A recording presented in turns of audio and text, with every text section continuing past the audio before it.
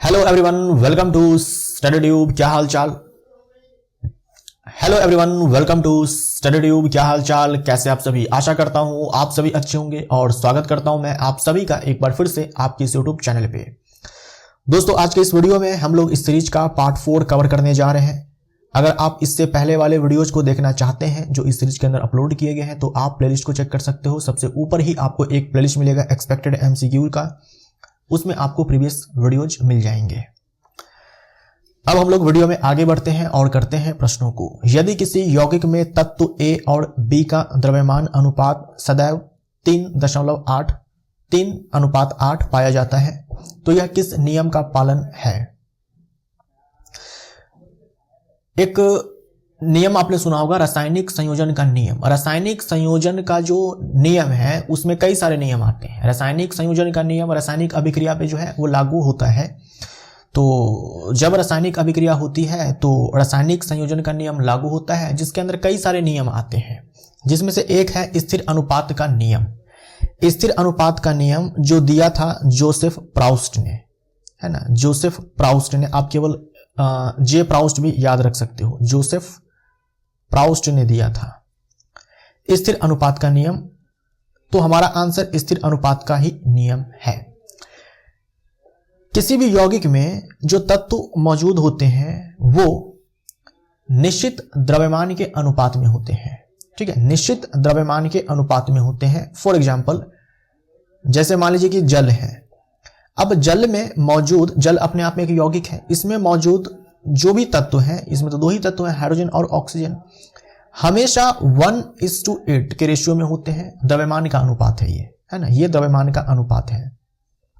चाहे जल का स्रोत कुछ भी हो, आप किसी भी जगह से आप पानी को ले आओ, जल को ले आओ, नदी से ले आओ, समुद्र से ले आओ, नाले से ले आओ, नल से ले आओ, है ना, कहीं से भी आप जल को प्राप्त कर लो, उसमें जब आप इस जल को जब आप तोड़ेंगे हाइड्रोजन और ऑक्सीजन में तो उसके द्रव्यमान का अनुपात जो है आपको यही मिलेगा।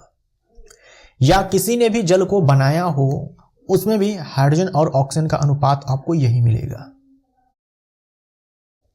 तो स्थिर अनुपात का नियम जो प्राउस्ट ने दिया था ये कहता है कि किसी भी यौगिक में जो तत्व मौजूद होते हैं वो निश्चित द्रव्यमान के अनुपात में होते हैं। ये स्थिर अनुपात का नियम है। रासायनिक संयोजन में एक और नियम आता है द्रव्यमान संरक्षण का नियम, यानी अभिकारकों का कुल द्रव्यमान बराबर उत्पादों का कुल द्रव्यमान। यह दिया था लेवोजियर ने, जिसे कहा जाता है फादर ऑफ केमिस्ट्री, रसायन शास्त्र का जनक कहा जाता है लेवोजियर को,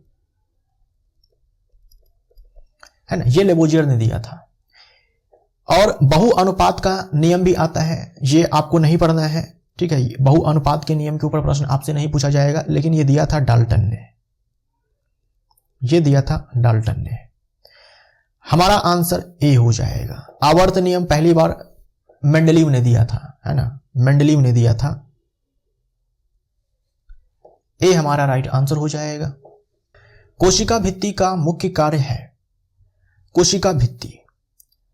अगर आप जंतु कोशिका छोड़ दो तो जो भी जीव होते हैं उनमें जो सेल होते हैं उनमें कोशिका भित्ति होती है। जैसे कवक के पास कोशिका भित्ति होती है, बैक्टीरिया के पास कोशिका भित्ति होती है, जंतु कोशिका के पास कोशिका भित्ति नहीं होती है, ठीक है, जंतु कोशिका के पास कोशिका भित्ति नहीं होती है। जो कवक होते हैं इनके पास कोशिका भित्ति है, जो आपके जीवाणु होते हैं इनके पास कोशिका भित्ति है, जो पादप है इनके पास कोशिका भित्ति है, इन सारे के पास कोशिका भित्ति मौजूद है। सेल वॉल इन सारे में मौजूद है। जंतु कोशिका में कोशिका भित्ति नहीं होती है, ठीक है, जंतु कोशिका में कोशिका भित्ति नहीं होती है। तो कोशिका भित्ति का मुख्य कार्य है, जैसे जिस कोशिका में कोशिका भित्ति होती है वो सबसे बाहर वाली लेयर होती है। जैसे पादप अगर हम कोशिका लेते हैं तो सबसे बाहर वाली जो परत है ये सेल वॉल की है, ये कोशिका भित्ति है जो काफी रिजिड होती है, दृढ़ होती है ना, रिजिड होती है, दृढ़ होती है। तो संरचनात्मक दृढ़ता प्रदान करना इस कोशिका भित्ति का काम होता है। ये इसके बाद वाली जो परत होती है इसे हम लोग क्या बोलते हैं? कोशिका झिल्ली बोलते हैं, प्लाज्मा झिल्ली भी बोलते हैं, सेल मेम्ब्रेन बोलते हैं, सेल मेम्ब्रेन बोलते हैं, कोशिका झिल्ली बोलते हैं। इसे क्या बोलेंगे भाई? कोशिका झिल्ली बोलेंगे। ठीक, कोशिका झिल्ली बोलेंगे। तो चयनात्मक आवागमन ये कोशिका झिल्ली का काम होता है। ये किसका काम है? ये कोशिका झिल्ली का काम है। यानी गिने चुने पदार्थों को ही अपने से क्रॉस जो है कोशिका झिल्ली जो है करने देती है। गिने चुने पदार्थों को ही अपने से होकर के क्रॉस करने देती है ये कोशिका झिल्ली, ये सेल मेम्ब्रेन। कोशिका झिल्ली भाई किससे बनी होती है? तो आप बोलेंगे कोशिका झिल्ली जो है लिपिड और प्रोटीन से बनी होती है। लिपिड और प्रोटीन से बनी होती है। किसी भी कोशिका के अंदर जो है, किसी भी जीव के अंदर जो कोशिका है उसमें जो कोशिका झिल्ली है वो लिपिड और प्रोटीन से ही बनी होती है। हाँ, सेल वॉल जो है अलग अलग जो है जीव के कोशिका के अंदर अलग अलग पदार्थ से बनी हो सकती है। जैसे पादप के केस में सेलुलोज से ये कोशिका भित्ति बनी होती है। कवक के केस में काइटिन से बनी होती है। जीवाणु के केस में जो है पेप्टिडोग्लाइकन है ना, पेप्टिडोग्लाइकन से बनी होती है कोशिका भित्ति जीवाणु के अंदर। काइटिन से बनी होती है कवक के अंदर और सेलुलोज से बनी होती है पादप के अंदर। राइट। ऊर्जा उत्पादन हम जानते हैं कोशिका में केंद्रक होता है और कोशिका में माइटोकॉन्ड्रिया भी पाया जाता है। इस माइटोकॉन्ड्रिया के अंदर जो है वायवीय श्वसन होता है जिसमें भरपूर मात्रा में ऊर्जा मुक्त होती है। तो ये ऊर्जा उत्पादन का काम किसका है? माइटोकॉन्ड्रिया का है, माइटोकॉन्ड्रिया का है। प्रोटीन निर्माण किसका है? तो प्रोटीन निर्माण में एक तो आपका ये आता है रफ एंडोप्लाज्मिक रेटिकुलम RER। ठीक, राइबोसोम को प्रोटीन फैक्ट्री कहा जाता है। ये सारे पॉइंट्स जो है आप याद रख सकते हो। ये जो कोशिका झिल्ली होती है ये सेमी परमिएबल मेम्ब्रेन होती है, वर्णात्मक पारगम्य झिल्ली होती है। यानी कि गिने चुने पदार्थों को ही अपने से होकर के आने जाने देती है। यदि किसी वस्तु का प्रारंभिक वेग 0 है और वह 4 मीटर पर सेकंड स्क्वायर के त्वरण से 5 सेकंड तक चलती है तो अंतिम वेग, आपके पास प्रारंभिक वेग दिया गया है। ठीक, आपको अंतिम नहीं, ये त्वरण दिया गया है, आपको टाइम दिया गया है और आपको अंतिम वेग चाहिए। UAT-V में क्या रिलेशन है? तो त्वरण बराबर होता है वेग में परिवर्तन की दर। अब यहां से देखो, त्वरण आपको पता है 4 मीटर पर सेकंड स्क्वायर, V का मान चाहिए, U का मान 0 है और समय 5 सेकंड दिया हुआ है। सारे मान SI मात्रक में हम लोग डाल रहे हैं तो जो हमारा आंसर आएगा वो भी SI मात्रक में ही आएगा। तो V हमारा यहां से हो जाएगा 20 मीटर पर सेकंड, 20 मीटर पर सेकंड। D हमारा राइट आंसर हो जाएगा। कार्बन डाइऑक्साइड का द्रव्यमान ज्ञात कीजिए। कार्बन डाइऑक्साइड जो है ये अपने आप में एक अणु है। ये क्या है? ये अणु है। तो इसका हम लोग क्या निकालेंगे? मॉलिक्यूलर मास निकालेंगे। मॉलिक्यूलर मास निकालेंगे। इसका हम लोग अणु द्रव्यमान या फिर आणविक द्रव्यमान निकालेंगे। कैसे निकालते हैं? बड़ा ही सिंपल है। जो भी आपको तत्व दिख रहे हैं उनके परमाणु द्रव्यमान को निकाल लो टोटल और सबको जोड़ दो। तो कार्बन डाइऑक्साइड में आप देखो तो एक कार्बन है और एक कार्बन परमाणु का परमाणु द्रव्यमान 12 होता है। तो यहां से 12 हो जाएगा, 12U प्लस ऑक्सीजन के कितने एटम्स हैं? 2 है और एक ऑक्सीजन का परमाणु द्रव्यमान 16 होता है। तो यहां से 16U हो जाएगा। तो ये 12U प्लस 32U, ये हो जाएगा 44U। ठीक है, 2 और 2 4, 3 और 1 4। C हमारा राइट आंसर हो जाएगा। स्क्लेरेनकाइमा ऊतक की कोशिकाओं की कौन सी विशेषता होती है? तो पादपों के अंदर जो अस्थायी ऊतक है 3 प्रकार के होते हैं, पैरेन्काइमा, कोलेनकाइमा, स्क्लेरेनकाइमा। ये स्क्लेरेनकाइमा जो है पादप को कठोर और मजबूत बनाता है ना, पादप को कठोर और मजबूत बनाता है क्योंकि इनकी कोशिकाएं मृत होती है। जब भी कोशिकाएं मर जाती है प्लांट के अंदर तो वो जो है स्ट्रक्चरल सपोर्ट, संरचनात्मक दृढ़ता प्रदान करने का काम करती है। एक तो ये कोशिका मरी होती है, इसकी कोशिका ऊपर से इसकी कोशिका भित्ति में लिग्निन होता है बी हमारा राइट आंसर हो जाएगा। मैंने जस्ट आपको बताया कि जो पादप होते हैं उनमें कोशिका भित्ति जो है पाई जाती है, कोशिका भित्ति पाई जाती है। तो जो स्क्लेरेन्काइमा टिश्यू है, ऊतक है, इनकी जो कोशिका है, इनमें देखो क्या होता है कि कोशिका भित्ति में लिग्निन का जमाव होता है और ये लिग्निन का जमाव काफी मोटा होता है, इतना मोटा हो जाता है कि पूरे साइटोप्लाज्म को ही लिग्निन से भर देता है ना। लिग्निन का जमाव इतना ज्यादा हो जाता है कि पूरा कोशिका के अंदर कुछ स्थान बचता ही नहीं है, इसलिए कोशिका मर जाती है। ठीक, जैसे ये कोशिका भित्ति है, ठीक, ये कोशिका भित्ति है,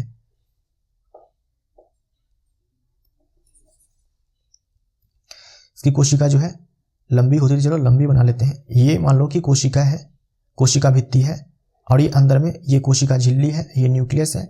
अब लिग्निन का जमाव इसके कोशिका भित्ति में इस हद तक हो जाता है, इस हद तक हो जाता है कि वो लिग्निन धीरे धीरे धीरे पूरे साइटोप्लाज्म के अंदर घुसता है और कोशिका के अंदर के पूरे स्थान को भर देता है। तो ये कोशिका के अंदर बाहर चीजों का आना जाना, गैसों का आदान प्रदान, तरह तरह के पदार्थों का आदान प्रदान जो होता है वो सब जो है वो रुक जाता है, जिससे कोशिका जो है मर जाती है।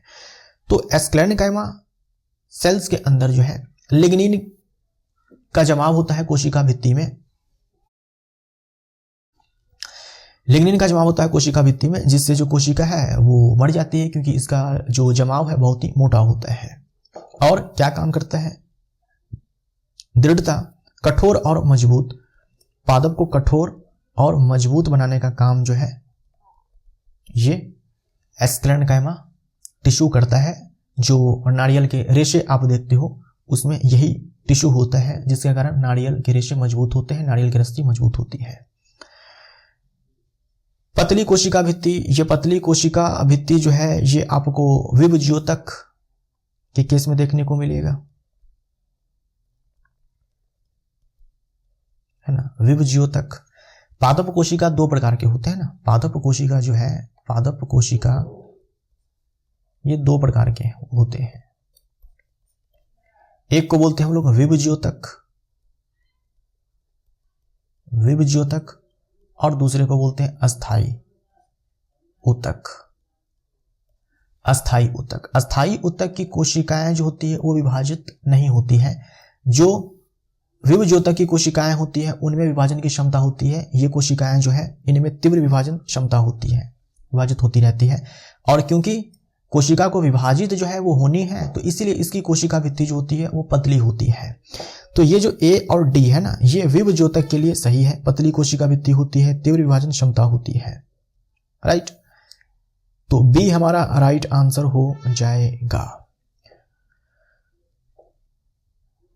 क्रिया प्रतिक्रिया कौन सी विशेषता साझा करते हैं? एक्शन रिएक्शन, ये दोनों क्या है? फोर्स है।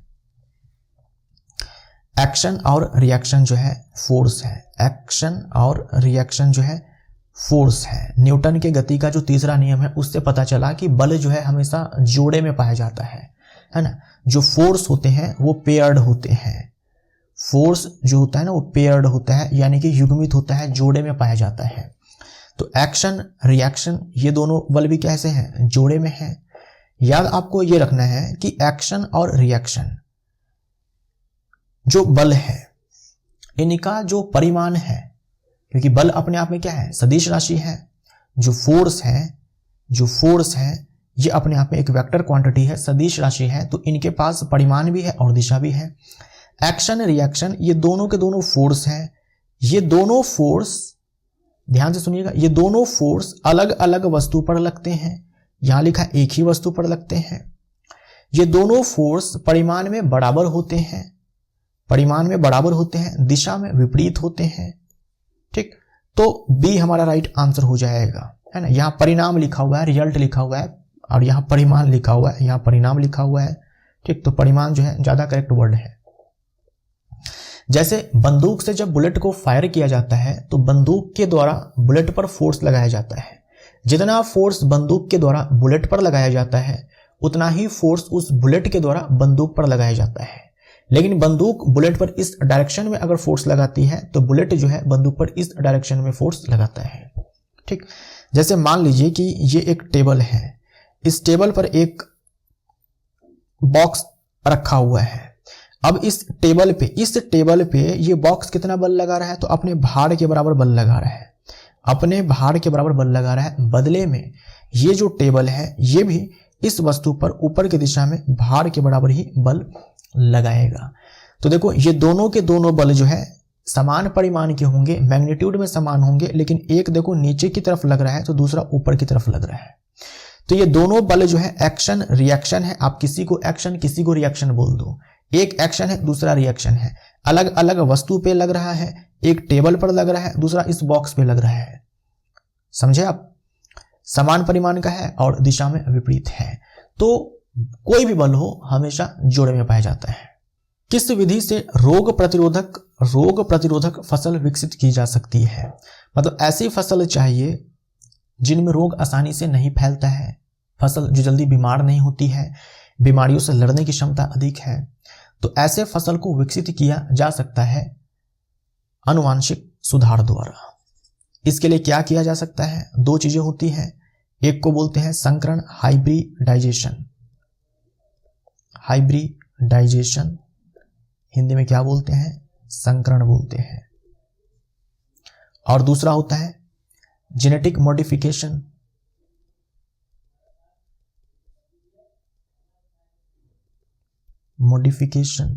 इसी को जेनेटिक इंजीनियरिंग भी आप बोल सकते हो।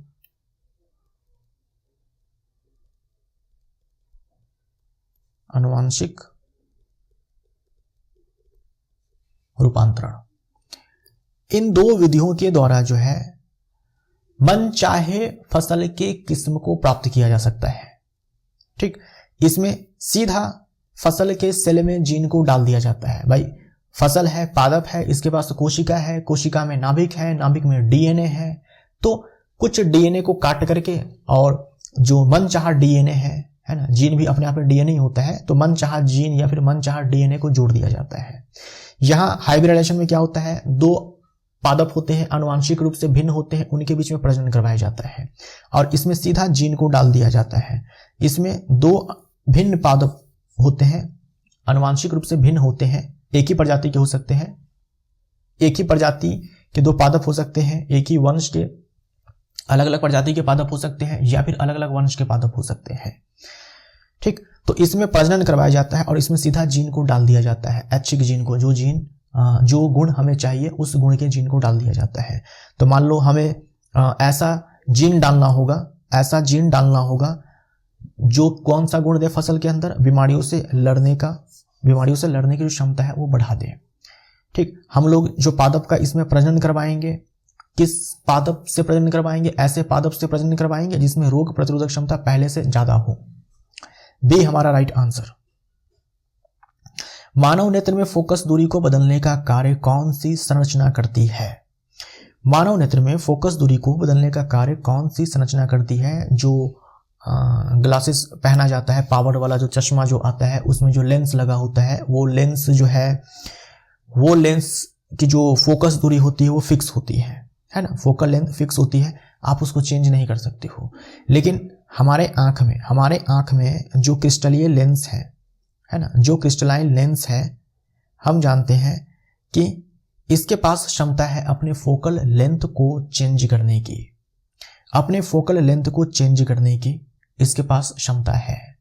अगर इसकी जो फोकल लेंथ है, फोकस दूरी अगर फिक्स हो जाएगी तो हमें जो है दूर की वस्तु को, नजदीक की वस्तु को देखने में जो है वो दिक्कत आएगी। जब हम दूर की वस्तु देखते हैं, होता क्या है कि जब हम दूर की वस्तु को देखते हैं तो जो हमारा ये लेंस है ना, ये पतला हो जाता है, यानी कि जो इसकी वक्रता है वो कम हो जाती है ना। अभी देखो ये ज्यादा वक्र है, ये वक्रता कम, तो लेंस जो है ये पतला हो जाता है, जिससे फोकस दूरी बढ़ जाती है और हम दूर की वस्तु को स्पष्ट रूप से देख पाते हैं। और जब हम नजदीक की वस्तु देखते हैं तब लेंस जो है ये ज्यादा कर्व जो है हो जाता है, यानी लेंस मोटा हो जाता है, जिससे फोकस दूरी घट जाती है और हम नजदीक की वस्तु को साफ साफ देख पाते हैं। ये जो फोकस दूरी में परिवर्तन है या लेंस के वक्रता में जो परिवर्तन है, या लेंस कभी पतला हो जाता है कभी मोटा हो जाता है, डिपेंड करता है कि हम कितनी दूर की वस्तु को देख रहे हैं। तो ये जो परिवर्तन है ये होता है पक्षमाभी पेशियों के मदद से, सिलियरी मसल के मदद से। लेंस को पकड़ के रखने का काम जो है सिलियरी मसल करती है, पक्षमाभी पेशी करती है। जब पक्षमावी पेशी, जब हम दूर की वस्तु देखते हैं तो पक्षमावी पेशी जो है वो शिथिल हो जाती है, रिलैक्स हो जाती है, तो लेंस जो है पतला हो जाता है, फोकस दूरी जो है बढ़ जाती है और हम दूर की वस्तु को साफ साफ देख पाते हैं। जब हम नजदीक की वस्तु देखते हैं, पक्षमावी पेशी जो होती है वो सिकुड़ जाती है ना, वो कॉन्ट्रैक्ट कर जाती है, जिससे लेंस का जो कर्वेचर है वो इंक्रीज कर जाता है और लेंस मोटा हो जाता है और फोकस दूरी घट जाती है, जिससे हम नजदीक की वस्तु को साफ साफ देख पाते हैं। राइट, तो क्रिस्टलीय लेंस जो है अपनी फोकस दूरी में चेंज करता है। अच्छा, ये जो अभिनेत्र लेंस की जो ये क्षमता है जिससे अपने फोकल लेंथ को वो कभी बढ़ा लेता है कभी घटा लेता है, ये जो क्षमता है इसे हम लोग कौन सी क्षमता बोलते हैं? इसे हम लोग समंजन क्षमता बोलते हैं। इसे हम लोग समंजन क्षमता बोलते हैं। याद रहेगा आपको क्या है? अभिनेत्र लेंस के पास क्षमता है अपने फोकल लेंथ को चेंज करने की। हम नजदीक की वस्तु देख रहे हैं या दूर की वस्तु देख रहे हैं, इस हिसाब से इसी क्षमता को हम लोग समंजन क्षमता बोलते हैं। सिंपली आप समंजन भी बोल सकते हो, पावर ऑफ एकोमोडेशन भी बोल सकते हो। गुरुत्वीय बल किसके व्युत्क्रम अनुपाती होता है? तो गुरुत्वीय बल जो है वो सीधा समानुपाती होता है द्रव्यमानों के गुणनफल के, और व्युत्क्रम अनुपाती होता है दोनों द्रव्यमान के बीच के दूरी के वर्ग के। ठीक, तो दूरी के वर्ग, सी हमारा राइट आंसर हो जाएगा। ये रिलेशन किसने दिया था? ये रिलेशन दिया था न्यूटन ने।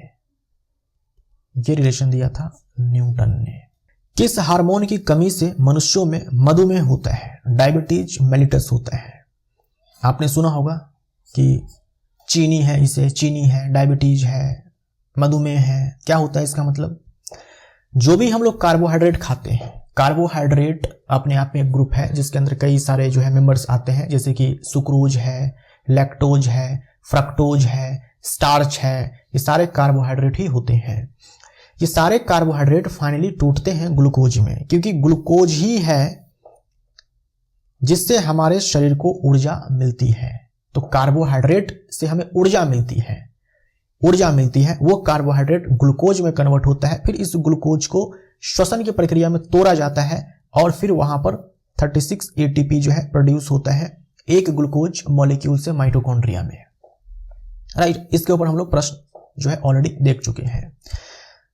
तत्काल जिस ग्लूकोज का इस्तेमाल नहीं होना है बॉडी में, जैसे हम लोग घरों में भी तरह तरह की चीजें यूज करते हैं, अब जितना यूज में आया सामान उतना करते हैं और जो यूज में नहीं आया उसको हम लोग क्या करते हैं कि स्टोर कर लेते हैं। तो जो ग्लूकोज जो है तत्काल यूज में नहीं आ रहा है, इसको स्टोर कर लिया जाता है ना, यानी कि संचित कर लिया जाता है। किस फॉर्म में? ग्लाइकोजन के फॉर्म में, ग्लाइकोजन के फॉर्म में।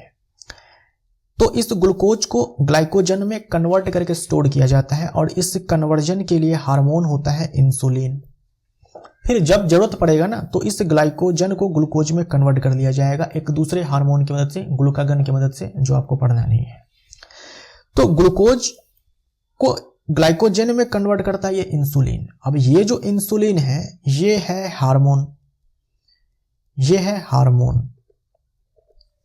और ये इंसुलिन हार्मोन कौन सी ग्रंथि स्रावित करती है? हार्मोन तो ग्रंथि ही स्रावित करती है। तो पैनक्रियाज जो ग्रंथि है ये इस हार्मोन को स्रावित करती है, यानी कि अग्नाशय द्वारा इस हार्मोन को जो है स्रावित किया जाता है। अब मान लो कि इंसुलिन की कमी हो जाए तो क्या होगा? ये ग्लूकोज ग्लाइकोजन में कन्वर्ट नहीं होगा। ये जो ग्लूकोज है ना, इसी को हम लोग ब्लड शुगर बोलते हैं। खून में चीनी जो है इसी को बोलते हैं ब्लड शुगर बोलते हैं। और घरों में जो हम चीनी खाते हैं वो सुक्रोज होता है ना, ये ग्लूकोज है, इसे हम लोग ब्लड शुगर बोलते हैं। तो अगर इंसुलिन की कमी हो जाए तो धीरे धीरे जो है ब्लड में इस ग्लूकोज की जो मात्रा है वो बढ़ने लगेगी, यानी कि ब्लड शुगर हाई हो जाएगा। इसी कंडीशन को हम लोग डायबिटीज बोलते हैं, मधुमेह बोलते हैं। इसलिए जिन्हें मधुमेह है उसे जो गन्ने से चीनी प्राप्त होता है वो सब चीनी जो है खाने को मना किया जाता है, आर्टिफिशियल स्वीटनर का इस्तेमाल किया जाता है। तो बी हमारा राइट आंसर हो जाएगा, बी हमारा राइट आंसर हो जाएगा। ये भी याद रखिएगा, ये जो ग्लाइकोजन है ये पढ़ना है आपको। इसे हम लोग जंतु स्टार्च बोलते हैं, जंतु मंड बोलते हैं, एनिमल स्टार्च बोलते हैं। इसे हम क्या बोलते हैं? इसे हम लोग एनिमल स्टार्च बोलते हैं, इसे हम लोग जंतु मंड बोलते हैं, एनिमल स्टार्च बोलते हैं। कौन सा जनन प्रकार आनुवांशिक विविधता उत्पन्न करता है? जेनेटिक वेरिएशन जो है वो उत्पन्न करता है, ये है लैंगिक जनन। लैंगिक जनन में क्या होता है कि दो पेरेंट्स होते हैं, मेल और फीमेल, है ना। दो पेरेंट्स होते हैं, मेल और फीमेल, ये दो पेरेंट्स होते हैं, ठीक है। दो पेरेंट्स होते हैं। इधर जो मेल है इसके तरफ से क्या आता है, इसके तरफ से शुक्राणु, ये जो फीमेल है इसके तरफ से अंडाणु। इनके बीच में क्या होता है, निषेचन होता है, इनके बीच में निषेचन होता है और इससे जो है जाइगोट बनता है, युग्मनज बनता है और यहाँ से बच्चे का जन्म होता है। तो लैंगिक जनन से जो संतानें उत्पन्न होती है उनमें आनुवांशिक विविधताएं जो है उत्पन्न होती है ना। आनुवांशिक विविधताएं जो है वो ज़्यादा होती है। लेकिन जो अलैंगिक जनन होते हैं जिसमें एक ही जनक होते हैं, जैसे गुलाब का पौधा है, आपने तना काट दिया और लगा दिया, नया गुलाब का पौधा उग गया। जैसे अमीबा में द्विखंडन होता है ना, प्लाज्मोडियम में बहुखंडन होता है। ये सब अलैंगिक प्रजनन के प्रकार हैं। तो अलैंगिक प्रजनन में जो संतानें उत्पन्न होती हैं वो आनुवांशिक रूप से भी एक जैसे ही होते हैं, क्लोन होते हैं। किसी वस्तु का द्रव्यमान 5 किलोग्राम है, जी का मान दिया हुआ है, तो भार क्या होगा? तो भार बराबर होता है द्रव्यमान गुने में गुरुत्वीय त्वरण। द्रव्यमान 5 किलोग्राम है और ये जो जी का मान है ये आपको 9.8 लेना है, राइट। द्रव्यमान भी SI मात्रक में है, गुरुत्वीय त्वरण भी SI मात्रक में है, तो 50 से थोड़ा कम आएगा, है ना। 50 से थोड़ा कम आएगा, 49 है न्यूटन। डी हमारा राइट आंसर हो जाएगा। दुग्ध उत्पादन बढ़ाने के लिए किस विशेषता का चयन किया जाता है? जो मादा पशु दूध देते हैं उसे हम लोग दुधारू पशु बोलते हैं। उसे हम क्या बोलते हैं? दुधारू पशु बोलते हैं, है ना। दुधारू मादा भी आप बोल सकते हो, दुधारू पशु भी आप बोल सकते हो, ठीक। ये चलो ये रहने देता हूं मैं। मिल्च एनिमल, है ना, मिल्च एनिमल हम लोग बोलते हैं। दुधारू पशु में लिख देता हूं। दुधारू पशु वो होते हैं जो मिल्क देते हैं, ठीक। अच्छा, दूध जो है पशु कब देगा? मादा पशु जो है वो दूध देने का काम करती है। तो जो मादा पशु है वो दूध कब देती है? बच्चे के जन्म के बाद जो उसका लैक्टेशन पीरियड होता है, जो उसका लैक्टेशन पीरियड होता है, लैक्टेशन पीरियड क्या होता है? वो पीरियड बच्चे के जन्म के बाद का वो समय जब तक जो मादा है वो दूध देने का काम करती है। ये मनुष्यों के केस में भी महिलाओं के अंदर होता है ना। बच्चे के जन्म के बाद वो अपने बच्चे को दूध पिलाती है, अपना दूध पिलाती है। तो दूध जब तक आता है, जिस समय तक आता है, उसी समय को लैक्टेशन पीरियड बोलते हैं। अगर ये लैक्टेशन पीरियड लंबा होगा तो दूध ज्यादा समय के लिए आएगा, है ना, ज्यादा लंबे टाइम तक आएगा। अगर ये लैक्टेशन पीरियड कम है तो दूध कम टाइम के लिए आएगा। मान लीजिए कि कोई पशु है ना, कोई नस्ल है पशु की, है ना, वो ज्यादा दूध देती है, तो ऐसे में हम चाहेंगे कि उसका लैक्टेशन पीरियड लंबा हो ताकि ज्यादा समय तक वो दूध दे। तो क्या होता है कि दुग्ध उत्पादन बढ़ाने के लिए किस विशेषता का चयन किया जाता है? तो अधिक दुग्ध उत्पादन तथा अधिक दुग्ध अवधि, यानी दुग्ध स्रावन की जो अवधि है, लैक्टेशन पीरियड है, उसको बढ़ाया जाता है। या फिर क्या किया जाता है? ऐसे खाद्य पदार्थ जो है पशु को दिए जाते हैं, ऐसे भोजन दिए जाते हैं जिनसे मिल्क का प्रोडक्शन जो है उनके अंदर ज्यादा हो जाता है। तो ऐसे नस्ल को प्राप्त करने के लिए क्रॉसिंग करवाया जाता है, वही ब्रीडिंग करवाया जाता है, प्रजनन करवाया जाता है। सी हमारा राइट आंसर हो जाएगा। किस उपकरण में चुंबकीय क्षेत्र एवं विद्युत धारा की परस्पर क्रिया से यांत्रिक ऊर्जा प्राप्त होती है? चुंबकीय क्षेत्र और विद्युत धारा ये आपस में क्रिया करते हैं और यांत्रिक ऊर्जा प्राप्त होती है। यांत्रिक ऊर्जा में गतिज ऊर्जा, स्थितिज ऊर्जा दोनों आते हैं। दोनों में से किसी रूप में जो है ये यांत्रिक ऊर्जा आपको मिल सकती है।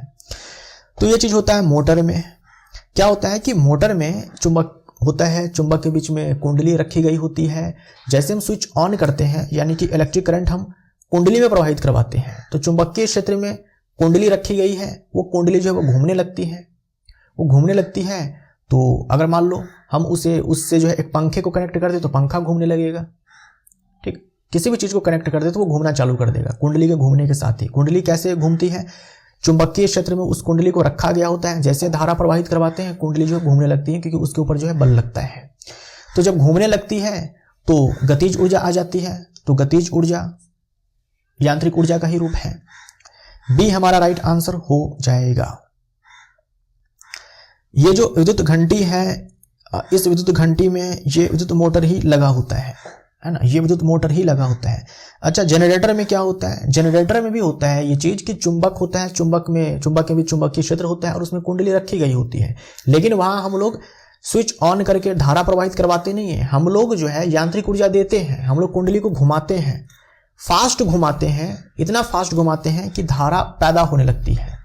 धारा पैदा होने लगती है तो जो बिजली आपके घरों में आ रही है, थर्मल पावर प्लांट जो होता है या फिर हाइड्रो पावर प्लांट है, थर्मल पावर प्लांट है, उन सारी ही जगहों पर चुंबकीय क्षेत्र में रखे कुंडली को घुमाया जाता है। अब घुमाने के लिए जो है हवा का भी इस्तेमाल किया जा सकता है, भाप का भी इस्तेमाल किया जा सकता है, पानी का भी इस्तेमाल किया जा सकता है। बस इसको घुमाना है। अब इसको घुमाने के लिए आप घुमाओ, आप कैसे घुमाते हो, है ना, कैसे आप घुमाते हो, ये इसी के बेसिस पर जो है अलग अलग प्रकार के आपके थर्मल पावर प्लांट होते हैं। जैसे थर्मल पावर प्लांट कोयले का दहन कराया जाता है पानी को गर्म करने के लिए, भाप बनाने के लिए, है ना। जो आपके हाइड्रो पावर प्लांट होते हैं उसमें जो है पानी को गिराया जाता है फोर्स के साथ, ताकि वो टरबाइन घूमे, है ना, टरबाइन घूमे, वही टरबाइन घूमे मतलब कुंडली घूमे चुंबकीय क्षेत्र में और बिजली जो है उससे पैदा होती है। इसी को हम लोग इलेक्ट्रोमैग्नेटिक इंडक्शन बोलते हैं, विद्युत चुंबकीय प्रेरण बोलते हैं। गैल्वेनोमीटर का क्या काम है? धारा की दिशा पता लगाना और छोटे छोटे करंट को मापना। ठीक, धारा, विद्युत धारा की दिशा बताना इसका काम होता है। और क्या बोल सकते हो? छोटे छोटे धारा को मापना, जैसे कि मिली एम्पियर है ना, जैसे कि मिली एम्पियर है या फिर माइक्रो एम्पियर है। इस तरह के जो छोटे छोटे धारा होते हैं, जो धारा जो होती है उसको मापने का काम ये गैल्वेनोमीटर करता है। और धारा किस दिशा से आ रही है ये भी ये गैल्वेनोमीटर बता देता है। यदि 50 किलोग्राम की एक वस्तु को 5 मीटर तक उठाया जाए तो स्थितिज ऊर्जा बराबर। देखो, आपको द्रव्यमान दिया गया है, आपको ऊंचाई दी गई है। स्थितिज ऊर्जा बराबर क्या होता है? पोटेंशियल एनर्जी का जो फॉर्मूला होता है ये mgh होता है। m का मान 50 किलोग्राम है, g का मान आपको 10 लेना है, h का मान 5 लेना है। सारे मान हम लोगों ने SI मात्रक में डाले हैं, तो जो आंसर आएगा वो भी SI मात्रक में आएगा, 2500 जूल। डी ऑप्शन हमारा राइट आंसर हो जाएगा। कथनों पर विचार करें।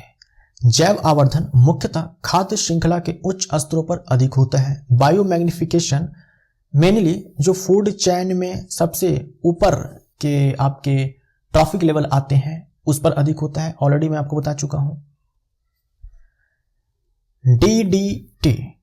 DDT यानी कि dichloro diphenyl trichloro ethane full form होता है इसका। डाइक्लोरो डाइफेनाइल ट्राइक्लोरो इथेन पूछा तो नहीं जाएगा आपके एग्जाम में। ये बायोडिग्रेडेबल है। DDT का इस्तेमाल आई थिंक इंडिया में भी अब बैंड है, यूज नहीं करना होता है। कीटनाशक के रूप में इसका इस्तेमाल किया जाता था, लेकिन ये नॉन बायोडिग्रेडेबल है, यानी कि अजैव निम्नीकरणीय है। इसका अपघटन सूक्ष्मजीव नहीं कर पाते हैं। प्लांट के अंदर ये DDT चला गया, प्लांट के अंदर अगर ये DDT चला गया, जब प्लांट जो है, जब पादप मिट्टी से जल को, खनिज को अवशोषित करते हैं तो उसके साथ ये भी जा सकता है। प्लांट के अंदर चला गया, प्लांट के अंदर ऐसे ही पड़ा रहेगा ये। फिर उस प्लांट को खाएगा शाकाहारी, शाकाहारी के अंदर चला जाएगा। शाकाहारी को खाएगा छोटे मांसाहारी, उसके अंदर चला जाएगा। छोटे मांसाहारी को खाएगा बड़े मांसाहारी, उसके अंदर चला जाएगा।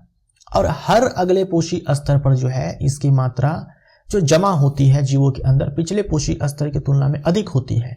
इसी को बायोमैग्निफिकेशन बोलते हैं। और हम इंसानों में सबसे अधिक इस तरह के अजैव निम्नीकरणीय हानिकारक रसायन जमा होते हैं। ठीक, यही प्रोसेस बायोमैग्निफिकेशन है।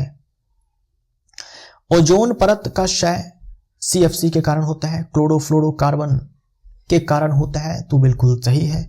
ओजोन परत जो है हमें सूर्य से आने वाली जो हानिकारक पराबैंगनी विकिरणें होती है उससे हमें बचाने का काम करती है। अगर वो हानिकारक विकिरणें पृथ्वी तक पहुंचती है तो त्वचा कैंसर जो है उससे होता है।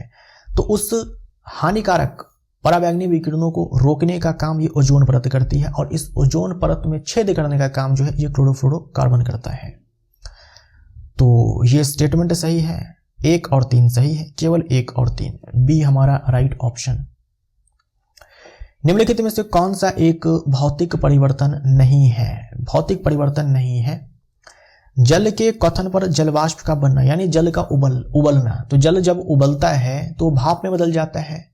तो जल जो है भाप में बदल जाता है, तो क्या कोई नया पदार्थ बना? क्या कोई नया पदार्थ नहीं बना है, केवल उसका स्वरूप बदल गया है। आप वापस से भाप को जल में कन्वर्ट कर सकते हो आसानी से। तो ये जो अवस्था में रूपांतरण होता है, ठोस से द्रव में, द्रव से गैस में, गैस से द्रव में, द्रव से ठोस में, या फिर सीधा ठोस से गैस में, या फिर गैस से सीधा ठोस में, इस तरह के जो अवस्था में परिवर्तन होते हैं, इसमें कोई नया पदार्थ नहीं बनता है। अगर कोई नया पदार्थ नहीं बनता है तो इस परिवर्तन को हम लोग भौतिक परिवर्तन कहते हैं। ठीक, तो ये भौतिक परिवर्तन है। बर्फ के गलन पर जल का बनना, फिर वही बात है, अवस्था में परिवर्तन है तो भौतिक परिवर्तन है। जल में लवण का विलय होना, अगर आप जल में नमक घोल देते हैं तो क्या कोई नया पदार्थ बनता है? क्या कोई नया पदार्थ बनता है? मीन्स नए गुणधर्म वाले पदार्थ बनते हैं? तो ऐसा नहीं है।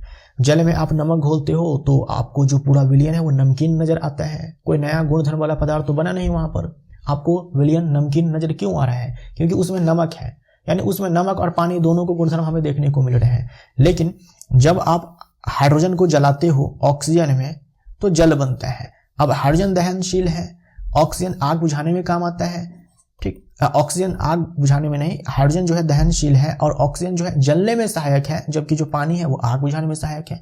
बिल्कुल नए गुणधर्म वाले जो है पदार्थ हैं ये जो जल है ये बिल्कुल नया गुणधर्म वाला पदार्थ है। इन दोनों से अगर हम तुलना करें तो सोडियम हवा में जल उठता है, क्लोरीन गैस जो है हमारे लिए जो है वो हानिकारक है, लेकिन इन्हीं दोनों से बनता है नमक, जिसे हम लोग खाते हैं। बिल्कुल नया गुणधर्म वाला पदार्थ है। तो यहां पर जो पदार्थ बना वो कैसे बना? रासायनिक परिवर्तन से, अर्थात रासायनिक अभिक्रिया से। लेकिन अच्छा, ये जो नमक है इसमें ना तो सोडियम का गुण है ना ही क्लोरीन का गुण है। ये जो जल है इसमें ना तो हाइड्रोजन का गुण है ना ही ऑक्सीजन का गुण है। बिल्कुल नए गुणधर्म वाले दोनों के दोनों पदार्थ बनते हैं। जिनसे बनते हैं उनके गुणधर्म जो है इसमें खो जाते हैं, है ना, मिसिंग है ही नहीं। लेकिन भौतिक परिवर्तन में ऐसा नहीं होगा। भौतिक परिवर्तन में ऐसा नहीं होगा। जल में आपने नमक घोल दिया तो जल और नमक दोनों के गुणधर्म आपको साफ साफ पता चलता है ना। विलयन जो है नमकीन लगता है क्योंकि उसमें नमक है। तो ये भौतिक परिवर्तन जो है रासायनिक परिवर्तन नहीं है। द्रवित पेट्रोलियम गैस का दहन, अगर आप एलपीजी को जलाते हो तो ये क्या है? अपने आप में रासायनिक परिवर्तन है। डी हमारा राइट आंसर हो जाएगा। एलपीजी को जब आप जलाते हो तो वहां पर कार्बन डाइऑक्साइड गैस जो है मुक्त होती है, जलवाष्प बनता है, प्रकाश, उष्मा, ये सारे जो है उत्सर्जित होते हैं।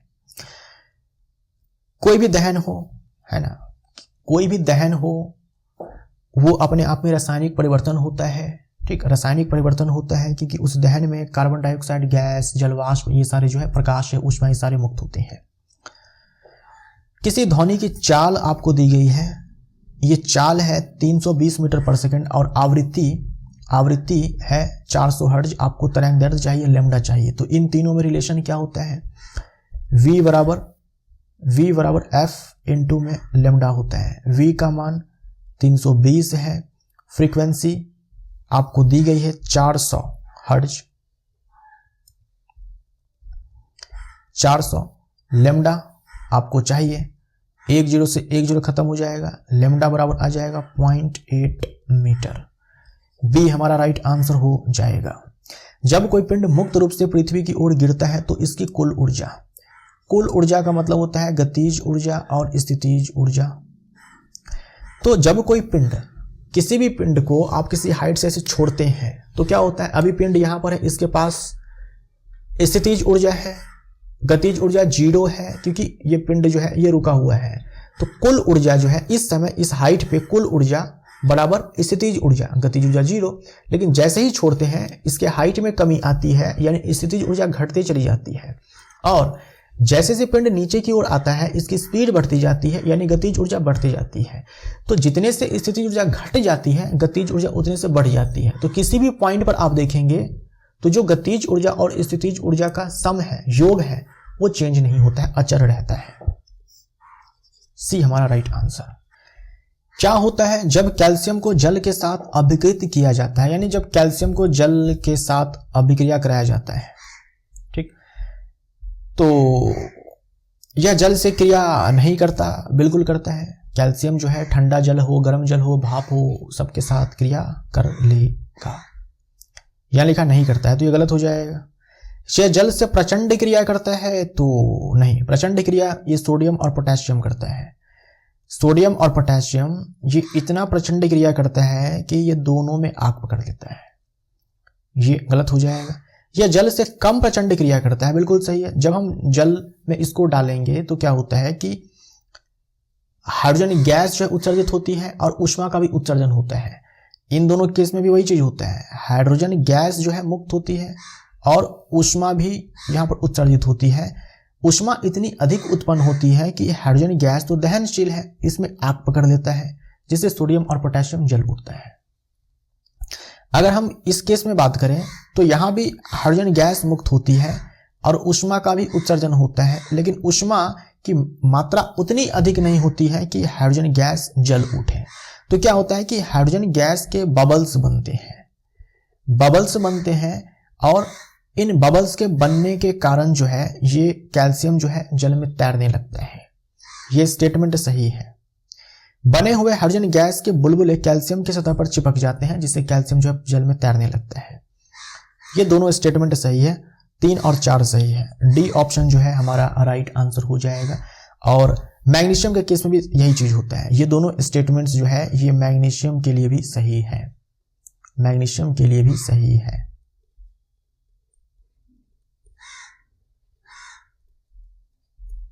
मैग्नीशियम के लिए भी सही है। स्वर एक ऐसी ध्वनि है, ये याद रखिएगा। देखो एक तो होता है टोन, अब देखो TONE सेम स्पेलिंग से बनेगा नोट, ठीक। टोन, नोट, टोन का मतलब सिंगल फ्रीक्वेंसी,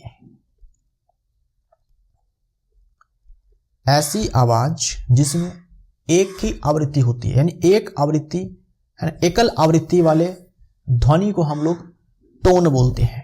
एकल आवृत्ति वाले ध्वनि को हम लोग क्या बोलते हैं? एकल आवृत्ति होती है, इसे हम लोग क्या बोलेंगे? टोन बोलेंगे। और इसमें क्या होगा? Multiple frequency, multiple frequency. Usually जो हम साउंड सुनते हैं, गाना सुनते हैं, मल्टीपल फ्रीक्वेंसी की आवाजें जो है, ध्वनि जो है, साउंड जो है उसमें होती है, जिसमें कई आवृत्तियां होती है ना, जिसमें कई आवृत्तियां होती है। इसी को हम लोग इंग्लिश में नोट बोलते हैं और हिंदी में स्वर बोलते हैं। ए हमारा राइट आंसर हो जाएगा। इन दोनों के ऊपर प्रश्न पूछा जाता है, ये याद रखिएगा। मिलान करना है। Magnesium hydroxide, magnesium hydroxide MgOH का होल ट्वाइस, इसका इस्तेमाल जो है किया जाता है एंटासिड बनाने में। ए के साथ 2 जाएगा, बी में नहीं है, सी में नहीं है, डी में नहीं है, आंसर ए हो जाएगा। Sodium bicarbonate, sodium bicarbonate, sodium bicarbonate होता है Na2 नहीं बाई है ना, NaHCO3। बुझा चूना बनाने में बेकिंग पाउडर का घटक होता है। सोडियम बाइकार्बोनेट में अगर आप टार्ट्रिक एसिड मिला दो, टार्ट्रिक एसिड मिला दो, ये H+ कहां से आया? टार्ट्रिक एसिड से आया, मिला दो तो बेकिंग पाउडर बनता है। तो बी के साथ 4 जाएगा, बी के साथ 4 दिया हुआ है। कैल्शियम ऑक्साइड, कैल्शियम ऑक्साइड चूना आपने दुकान से खरीद कर लाया, बर्तन उठाया, पानी में डाल दिया तो क्या होता है? कैल्शियम हाइड्रोक्साइड बनता है और यहाँ पर ऊष्मा जो है उत्सर्जित होती है, इसलिए बर्तन गर्म भी हो जाता है। कैल्शियम हाइड्रोक्साइड, इसे हम लोग बुझा चूना बोलते हैं, है ना, स्लैक्ट लाइम बोलते हैं, और इसे हम लोग क्विक लाइम बोलते हैं, कली चूना बोलते हैं। सी के साथ 3। अमोनियम क्लोराइड, अमोनियम क्लोराइड जो है अम्लीय अम्लीय अम्लीय लवण है, अमोनियम क्लोराइड NH4Cl। तो ए जो है हमारा राइट आंसर हो जाएगा। मान लीजिए कि एक लैंप को 10 वोल्ट की बैटरी के साथ संयोजित किया गया, 10 वोल्ट की बैटरी के साथ संयोजित किया गया और लैंप से होकर प्रवाहित होने वाली धारा जो है वो 2 एम्पियर है। 10 सेकंड में लैंप द्वारा उत्पन्न ऊष्मा ऊर्जा ज्ञात कीजिए। HITV में क्या रिलेशन है? तो H बराबर होता है I²RT। अब देखो आपको ना I पता है, T पता है, V पता है, आपको क्या नहीं पता है? आर नहीं पता है।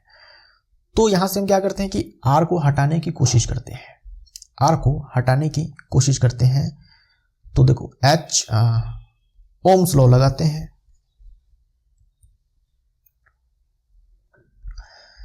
V बराबर होता है I इंटू में R, यहां से R हो जाएगा V बट्टे में I। तो आप क्या करो, इस R के स्थान पर V बट्टे में I डाल दो, I स्क्वायर R बट्टे में T, R बट्टे में I और गुने में T, ये स्क्वायर ये I खत्म हो जाएगा।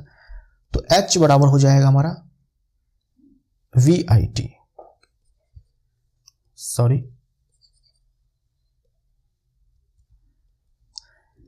H बराबर VIT। ठीक, वैसे भी आप चाहो तो ऐसे ध्यान रखो कि पावर बराबर होता है V इंटू में I और एनर्जी बराबर होता है पावर इंटू में टाइम। तो पावर के स्थान पर VI और टाइम के स्थान पर टाइम डाल दो। और ये क्या है? एनर्जी है। तो ऊष्मा क्या है? ऊष्मा भी तो एनर्जी का ही रूप है। ऐसे भी आप सोच लो, चाहे आप ऐसे सोच लो। V का मान आपको 10 दिया गया है, I का मान 2 लेना है और समय आपको 10 सेकंड लेना है। सारे मान SI मात्रक में हम लोगों ने डाले हैं, तो आंसर भी हमारा SI मात्रक में ही आएगा, 200 जूल। पत्तियों से पौधे के अन्य ऊतकों तक प्रकाश संश्लेषण के विलय उत्पाद और अन्य पदार्थों के परिवहन की प्रक्रिया क्या कहलाती है? तो प्रकाश संश्लेषण के विलय उत्पाद, फोटोसिंथेसिस में ग्लूकोज बनता है, आप सब जानते हो। इस ग्लूकोज को सुक्रोज में कन्वर्ट किया जाता है और प्लांट के डिफरेंट पार्ट्स में भेजा जाता है फ्लोएम के जरिए, फ्लोएम के जरिए। तो ये जो फ्लोएम के जरिए इस सुक्रोज का ट्रांसपोर्टेशन होता है, इसको एक स्पेशल नाम दे दिया ट्रांसलोकेशन। क्या नाम दे दिया? ट्रांसलोकेशन। ठीक, वाष्पोत्सर्जन क्या होता है?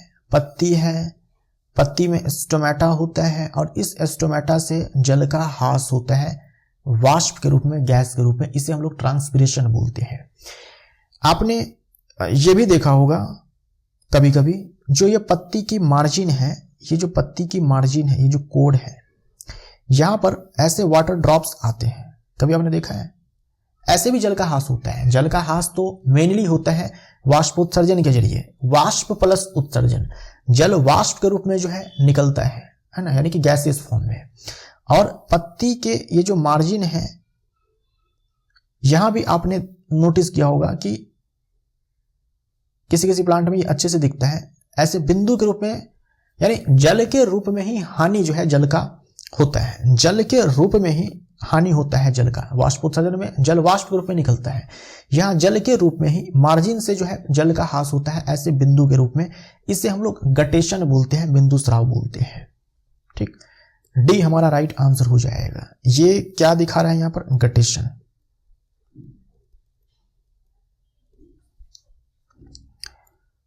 तो हमारा आंसर यहां पर क्या हो जाएगा? डी हो जाएगा। निम्न में से कौन सा ऊष्मीय अपघटन अभिक्रिया का उदाहरण है?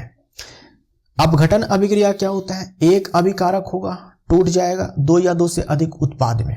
अब अपघटन अभिक्रिया के लिए मैंने आपको पहले भी बोल रखा है कि ऊर्जा की आवश्यकता होती है। ये अपने आप में ऊष्मीय, ये अपने आप में ऊष्माशोषी अभिक्रिया, अपघटन अभिक्रिया अपने आप में ऊष्माशोषी अभिक्रिया भी होती है, क्योंकि ऊर्जा जो है यहाँ पर देनी पड़ती है अभिकारक को तोड़ने के लिए। ये ऊर्जा आप जो है हीट के फॉर्म में दे सकते हो, ये ऊर्जा आप लाइट के फॉर्म में दे सकते हो, ये ऊर्जा आप इलेक्ट्रिक एनर्जी के फॉर्म में दे सकते हो, यानी कि इलेक्ट्रिक करंट के फॉर्म में आप दे सकते हो। अगर आप हीट के फॉर्म में देते हो, ऊष्मा के रूप में देते हो, तो हम इसी अपघटन अभिक्रिया को एक नया नाम दे देंगे, ऊष्मीय अपघटन अभिक्रिया। अगर आप इस ऊर्जा को प्रकाश ऊर्जा के रूप में देते हो, यानी कि प्रकाश के रूप में देते हो, तो आप इसे प्रकाशीय अपघटन बोल दोगे। अगर आप इलेक्ट्रिक करंट के फॉर्म में देते हो इस ऊर्जा को, तो आप इसको विद्युत अपघटन बोल दोगे। यहां पर ऊष्मीय अपघटन के बारे में बोल रखा है। तो ये जो है ना, ये सारे, ये चारों के चारों जो अभिक्रियाएं दी गई है, ये अपने आप में अपघटन अभिक्रिया है। लेकिन इस वाले फॉर्म में हम लोग जो एनर्जी देते हैं, इस वाले अभिक्रिया में ये लाइट के फॉर्म में देते हैं, इस वाले में हम लोग हीट के फॉर्म में देते हैं, मतलब गर्म करोगे आप, है ना। इसको सिंपली जिंक कार्बोनेट को आप हीट कर दो तो ये टूट जाएगा जिंक ऑक्साइड और कार्बन डाइऑक्साइड में। और इन दोनों के केस में इलेक्ट्रिक करंट के फॉर्म में,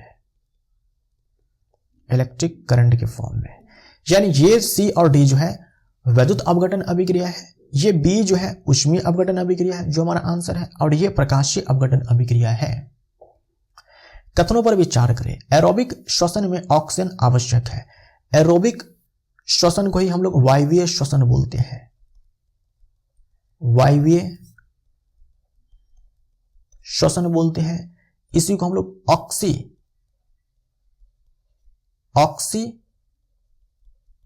श्वसन बोलते हैं, ऑक्सी रेस्पिरेशन बोलते हैं, क्योंकि यहां ऑक्सीजन की आवश्यकता होती है।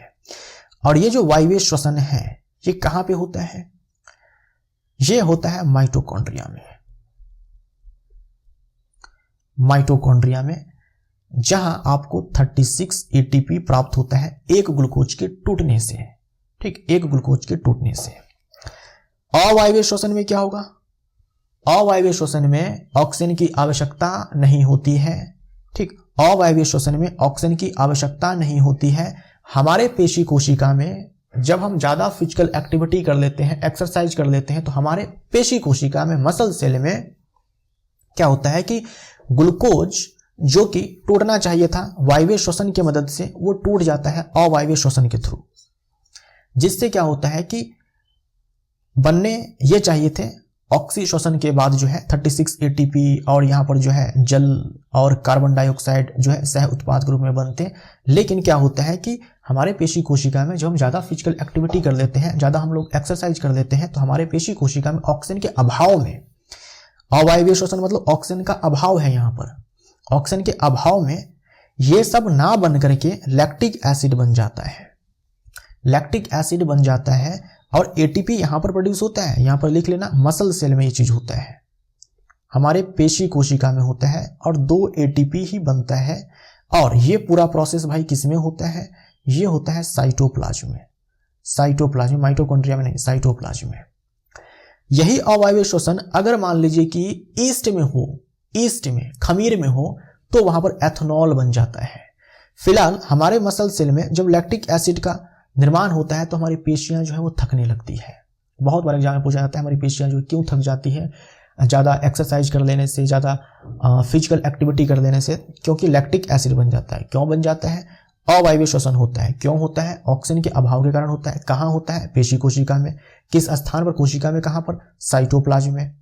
क्या ऊर्जा ज्यादा मुक्त होती है? बिल्कुल नहीं, 2 एटीपी मात्र। एरोबिक श्वसन की ऊर्जा उत्पादकता अवायवीय श्वसन से कम होती है, बिल्कुल गलत है। यहां पर 2 ही एटीपी बना है, यहां पर 36 एटीपी। एक ग्लूकोज से यहां पर 2 एटीपी, यहां पर 36 एटीपी कम होती है, गलत हो जाएगा। ये स्टेटमेंट सही है और ये स्टेटमेंट सही है, 1 और 2 सही है। ए हमारा राइट आंसर हो जाएगा। 1 सेंटीमीटर ऊंचाई वाली किसी वस्तु को एक 10 सेंटीमीटर फोकस दूरी वाले अवतल दर्पण के सामने 18 सेंटीमीटर की दूरी पर उसके मुख्य अक्ष पर रखा गया है। इसके प्रतिबिंब की ऊंचाई डैश होगी और यह डैश होगा। अवतल दर्पण है, ये पोल है, ये मुख्य फोकस है और ये वक्रता केंद्र है। अच्छा, मुख्य फोकस जो है 10 सेंटीमीटर की दूरी पर है, 10 सेंटीमीटर की दूरी पर है। वक्रता केंद्र 20 सेंटीमीटर की दूरी पर हो जाएगी। ठीक, वस्तु को कहां रखा गया है? 18 सेंटीमीटर की दूरी पर रखा गया है, यानी वस्तु को रखा गया है यहां पर वक्रता केंद्र के पास में, यानी वक्रता केंद्र और मुख्य फोकस के बीच में वस्तु को रखा गया है। सीधी सी बात समझो, जो वक्रता केंद्र है और ये जो मुख्य फोकस है इसके बीच में वस्तु को रखा गया है। अवतल दर्पण के केस में सीधा प्रतिबिंब एक ही कंडीशन में बनता है जब वस्तु को आप डाल देते हो इस ध्रुव और मुख्य फोकस के बीच में, तभी जाकर के सीधा प्रतिबिंब बनेगा। सीधा प्रतिबिंब दर्पण के केस में दर्पण के पीछे बनता है।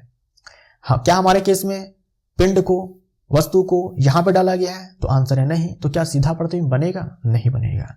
तो सीधा वाले को तो उड़ा दो यहां से, राइट। अब देखो, जब हम वक्रता केंद्र और मुख्य फोकस के बीच में वस्तु को डालते हैं तो प्रतिबिंब का निर्माण जो है ये होता है वक्रता केंद्र से परे और बड़े साइज का होता है। उल्टा बनेगा, बड़े साइज का बनेगा प्रतिबिंब, है ना। उल्टा बनेगा, बड़े साइज का बनेगा प्रतिबिंब। उल्टा बनेगा, बड़े साइज का बनेगा, यानी जो वस्तु का आकार है उससे बड़े आकार का बनेगा। तो वस्तु का आकार है 1 सेंटीमीटर, यानी 1 सेंटीमीटर से अधिक। ये ऑप्शन भी कट जाएगा, ए हमारा राइट आंसर हो जाएगा। जब हम पिंड को मुख्य फोकस पर डालते हैं तो प्रतिबिंब अनंत बड़ा बनता है, बहुत बड़ा बनता है। जब हम वक्रता केंद्र और मुख्य फोकस के बीच में डालते हैं तो भी प्रतिबिंब बड़ा बनता है, वक्रता केंद्र से परे बनता है। जब हम वक्रता केंद्र पर डालते हैं तो प्रतिबिंब वक्रता केंद्र पर ही बनता है, और जब हम वक्रता केंद्र से परे डालते हैं तब प्रतिबिंब का निर्माण यहाँ पर होता है, वक्रता केंद्र और मुख्य फोकस के बीच में छोटा बनता है। ठीक, और सारे ही केस में चाहे आप यहां डालो, यहां डालो, यहां डालो, अनंत पर डालो, ठीक ना, यहां डालो, उल्टा ही बनेगा। बस एक केस है जब सीधा बनेगा, जब आप डालोगे यहां पर ध्रुव और मुख्य फोकस के बीच में। तो न्यूमेरिकली सॉल्व करने की जरूरत नहीं है, थियोरेटिकली सोच करके ही, थ्योरी सोच करके ही आप इसका आंसर निकाल लो। वैसे आप बना सकते हो, आपको जो है आवर्धन चाहिए, -v में u होता है, आवर्धन निकालने के लिए आपको v चाहिए। यहां से आप फॉर्मूला लगाइए 1/f = 1/v + 1/u। यहाँ से v आ जाएगा, v का मान इसमें डालोगे, यहाँ से m आ जाएगा, m का आपको क्या करना है, मैग्नीट्यूड देखना है, 1 से बड़ा आएगा, साइन देखना है तो नेगेटिव आएगा। ठीक, मैग्नीट्यूड जो है 1 से बड़ा आएगा और चिन्ह जो है आप निकालोगे तो ऋणात्मक मान आएगा। सारे मान को आप इस फॉर्मूले में, चाहे इस फॉर्मूले में चिन्ह के साथ डालोगे। अगर आपका थ्योरी स्ट्रांग है इस मामले में कि कहां पर वस्तु को डालने से कहां पर प्रतिबिंब बनेगा, तो न्यूमेरिकली सॉल्व करने की आवश्यकता नहीं है। कौन सा अधातु कमरे के ताप पर द्रव पाया जाता है?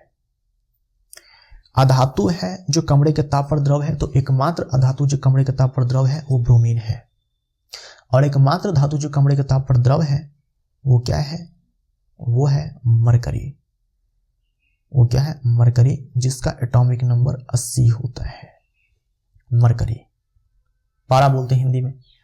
एक प्रकाशिक उपकरण है x, फोकस दूरी -30 सेंटीमीटर है, x डैश हो सकता है। फोकस दूरी जो है ऋणात्मक होती है उत्तल दर्पण, माफ करिएगा, अवतल दर्पण और अवतल लेंस दोनों के केस में, अवतल लेंस या अवतल दर्पण, और धनात्मक उत्तल दर्पण या उत्तल लेंस। तो इसी के साथ ये हमारा जो चौथा वीडियो है इस सीरीज का ये समाप्त होता है। हम लोग मिलते हैं अगले वीडियो में। वीडियो अगर आपको अच्छा लगता है तो लाइक जो है जरूर कर दिया करें। मिलते हैं अगले वीडियो में। Thank you so much.